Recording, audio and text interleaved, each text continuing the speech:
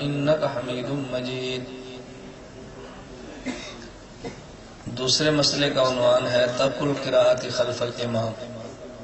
امام کے پیچھے مقتدی قرآن کریم کی تلاوت نہ کرے۔ عموماً بعض حضرات اس مسئلے کو خلط ملط کرنے کے لیے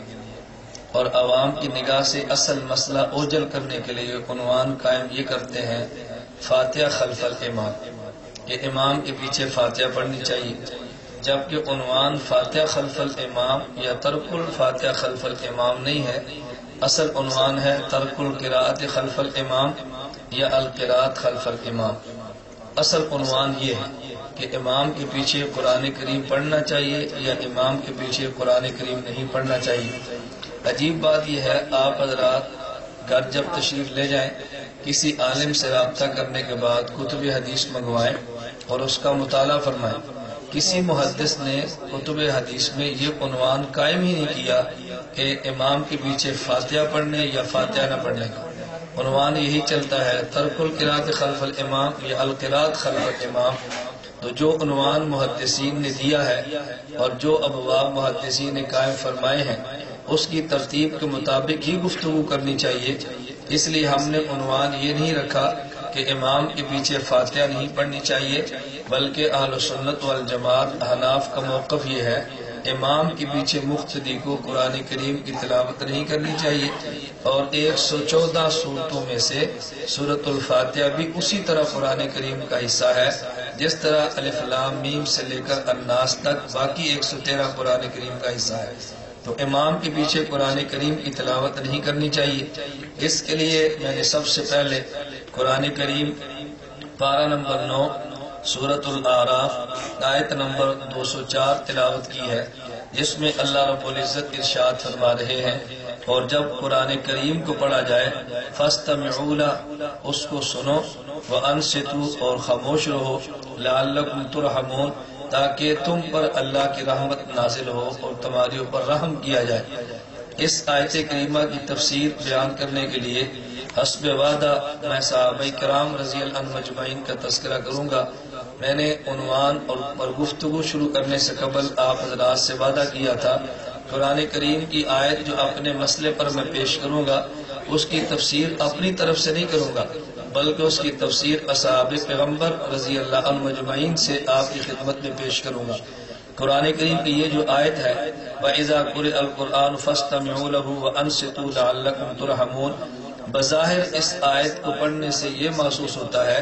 ہر حال میں قرآن کریم کو جب بھی پڑھا جائے تو باقی لوگ سنیں، خواہ قرآن کریم نماز کے اندر پڑھا جائے یا نماز کے باہر پڑھا جائے، جبکہ در حقیقت یہ بات نہیں ہے۔ اور جو بات میں نے آپ کی خدمت میں عرض کی ہے بالکل یہی بات مشہور مفسر قرآن حضرت عبداللہ بن احمد النصفی نے ذکر کی ہے۔ جو بات میں نے آپ کی خدمت میں ذکر کی ہے، کہتے ہیں معنی ظاہرہ وجوب الاستماع والانصات وقت قراءۃ القرآن فی الصلاۃ وغیرہا، قرآن کریم کے ظاہر سے محسوس ہوتا ہے قرآن کریم کی تلاوت نماز میں یا نماز سے باہر کی جائے تو تلاوت سننے والے پر خاموش رہنا واجب ہے، جبکہ یہ معنی قرآن کریم کی اس آیت کا نہیں ہے۔ اس آیت کا حکم کب ہے اور کس وقت کے لیے ہے،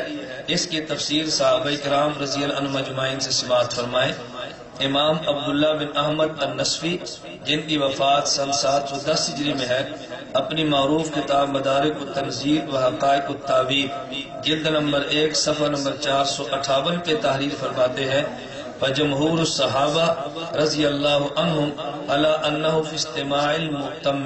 صحابہ کرام رضی اللہ عنہم اجمعین میں سے ایک دو نہیں اکثر اصحاب پیغمبر کی رائے یہ تھی کہ یہ آیت مقتدی کے سننے کے بارے میں ہے، کہ جب نماز کے اندر امام قرآن کی تلاوت کر رہا ہو تو مقتدی امام کا قرآن سنے اور امام کے پیچھے قرآن کریم کی تلاوت نہ کرے۔ امام احمد ابن تیمیہ جن کی وفات سن 728 ہجری میں ہے، مجموعہ فتاوی ابن تیمیہ جلد نمبر 22 صفحہ نمبر 295 پر تحریر کرتے ہیں قال احمد، مراد امام احمد بن محمد بن حنبل ہے، اجمع الناس علی انہا نزلت فی الصلاۃ، اس بات پہ امت کا اجماع ہے کہ یہ آیت کریمہ نماز کے بارے میں نازل ہوئی ہے، نماز کے بارے کا مطلب کیا ہے؟ ایک امام نماز پڑھ رہا ہے، مقتدی اسی نماز کے اندر شامل ہے، حکم یہ ہے امام قرآن پڑھے اور مقتدی اس کی سماعت کرے۔ میں نے اسی نماز کی بات کیوں کی ہے؟ عموماً غیر مقلدین ایک اعتراض کر گزرتے ہیں کہ جب امام قرآن پڑھ رہا ہو اس کی تلاوت کو سننا واجب ہے، تو حناف کا مسئلہ یہ ہے فجر کی نماز میں امام نماز پڑھا رہا ہو اور بعد میں ایک شخص آئے تو اگر اتنی گنجائش موجود ہو کہ سنتیں پڑھ کے جماعت کے ساتھ شریک ہو سکتا ہو، سنتیں پڑھے اور جماعت کے ساتھ شریک ہو۔ وہ کہتا ہے جب سنتیں پڑھے گا تو امام قرآن پڑھ رہا ہے، یہ تو قرآن کریم نہیں سن رہا، پھر نہ سننے کی وجہ سے گناہگار ہوگا۔ ہم نے کہا اس آیت کا معنی ہی یہ ہے امام نماز پڑھا رہا ہو، اسی نماز میں مقتدی امام کے پیچھے موجود ہو، اس وقت حکم یہ ہے امام کی قرات کو سننا واجب ہے۔ اگر امام نماز پڑھا رہا ہو، کوئی آدمی الگ سنتیں پڑھ رہا ہو، وہ اس حکم کے اندر داخل نہیں۔ نماز کے بعد حفظ کی درسگاہ ہے، 10 طالب علم اکٹھے قرآن کریم پڑھ رہے ہیں، ان کے لیے حکم نہیں ہے کہ ایک پڑھے تو باقی خاموشی سنے، بلکہ حکم اس صورت میں ہے جماعت کی نماز ہو، امام قرآن پڑھ رہا ہو، مقتدی امام کے پیچھے ہو، اس مقتدی کے لیے امام کے پیچھے خاموش رہنا واجب ہے۔ یہ آیت کریمہ کے بعد دوسری بات یہ سمجھے کہ سورۃ الفاتحہ کا پڑھنا بالکل اسی طرح قرآن کریم کا پڑھنا ہے جس طرح الحمد سے لے کر والناس تک قرآن کریم کا پڑھنا ہے۔ میں آسان لفظوں میں یوں کہتا ہوں کہ قرأت فاتحہ بھی قرأت قرآن ہے، اور اس پر میں دلائل احادیث مبارکہ سے آپ کی خدمت میں عرض کرتا ہوں۔ امام محمد بن اسماعیل بخاری جن کی وفات سن 256 ہجری میں ہے، صحیح بخاری باب ما یقرأ بعد التکبیر جلد نمبر 1 صفحہ نمبر 103 پہ